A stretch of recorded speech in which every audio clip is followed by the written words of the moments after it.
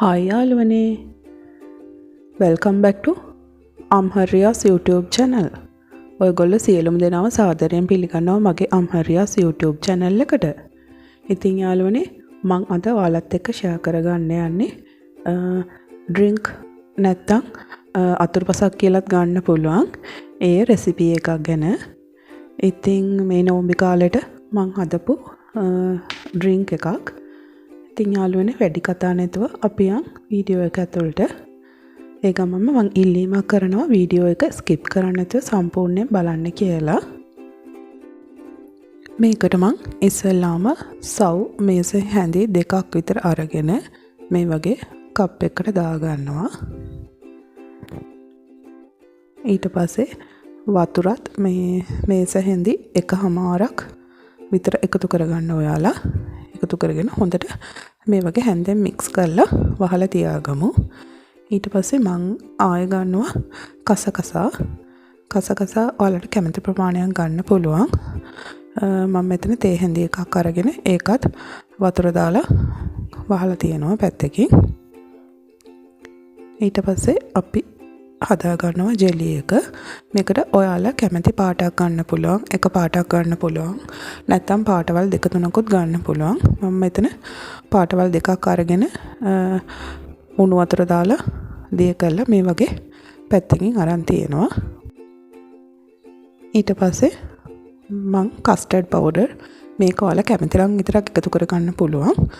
කස්ටර්ඩ් powder මේස හැඳි එකමාරක් විතර අරගෙන මේක දිය කරගන්නවා කිරි වලින්ම.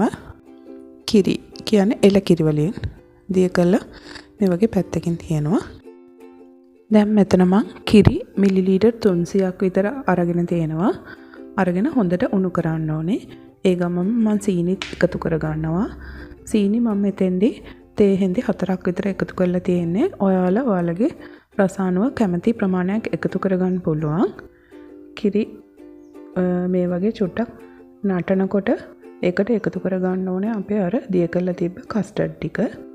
කස්ටර්ඩ් ටික එකතු කරලා ඒ කස්ටර්ඩ් නිකන් අමු සුවඳ යනකම් මේක උණු කරගන්න ඕනේ. ඊට පස්සේ මේ මිශ්‍රණය නිවෙනකම් පැත්තකින් තියලා ඊට පස්සේ ෆ්‍රිජ් එකේ යට කොටසේ තියාගන්න. මේක ටිකක් කූල් වෙනකම්. දැන් මං සව් එක තඹ ගන්න යන්නේ. මේ වගේ භාජනයකට වතුර ටිකක් දාලා හොඳට උණු කරගන්න ඕනේ. ඒ වතුර හොඳට උණුවාට පස්සේ අපි අර පෙඟෙන්න දාලා තිබ්බ සව් ටික මේකට එකතු කරලා මේ විදිහට චුට්ටක් තඹ ගන්න ඕනේ. ඒ කියන්නේ විනිවිද පේන වගේ ස්ටේජ් එකට එනකම් මේක හොඳට තඹ ගන්න ඕනේ.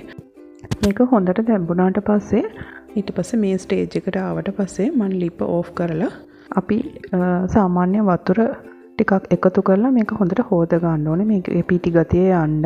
ඒ වතුර ටික අයින් කරලා මේ වගේ පෙනරයකට දාලා වතුර ටික අයින් කර ගන්න ඕනේ. මේ විදිහට අයින් කරද්දී ඔයාලා මේකට තව කූල් වතුර චුට්ටක් දාලා එකතු කරලා මේව කරගන්න. එතකොට ලේසි. හොඳට මේ විදිහට වතුර ටික අයින් කරලා අපි දැන් මේකත් තියමු පැත්තකින්. එතකොට අපිට මේ වගේ මේ සව් ටික එකින් එකට සෙට් වෙන්නේ නැතුව පේස්ට් එකක් වගේ දෙන්නේ නැතුව වෙන වෙනම එනවා. දැන් අපේ කිරි කස්ටර්ඩ් මිශ්‍රණය ෆ්‍රිජ් එකෙන් මම එළියට ගන්නවා. එතකොට මේ වගේ ටිකක් ටික් වෙලා තමයි තිබ්බේ. ඒකටම දැන් එකතු කර ගන්නවා අර සෙට් වෙන්න තිබ්බ ජෙලි කොටු කොටු හැඩයට කෑලි කපලා මේකට එකතු කර ගන්නවා. ඔයාලට මේ කිරි මිශ්‍රණය ටිකක් උකු වැඩි වගේ තිබ්බනම් ටිකක් කූල් වතුර දාලා ඒක මික්ස් කරගන්නත් පුළුවන්. ඊට පස්සේ මම අර පින්ක් කලර් ජෙලි ටිකත් එකතු කරගන්නවා මේකට. ඔයාලට මේකට තව පාට ඒවා තිබ්බොත් කැමති නම් ඒවත් එකතු කරගන්න පුළුවන්. දැන් මම එකතු කරගන්නේ සව් ටික. සව් ටික එකතු කරලා පොඩ්ඩක් මික්ස් කරන්න ඕනේ. නැත්තම් සව් එක එකට එල්ල වෙන්න වගේ බලනවා.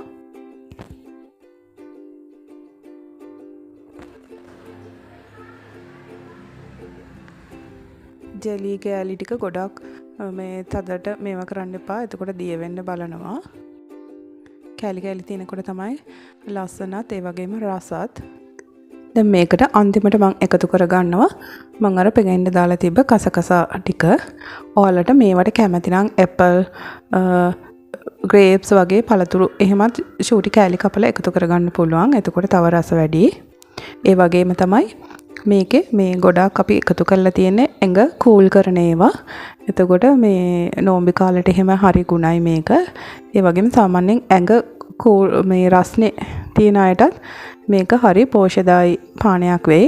පානයක් කිව්වට අතුරුපසක් විදිහටත් ගන්න පුළුවන් බත් කාලා ගන්න.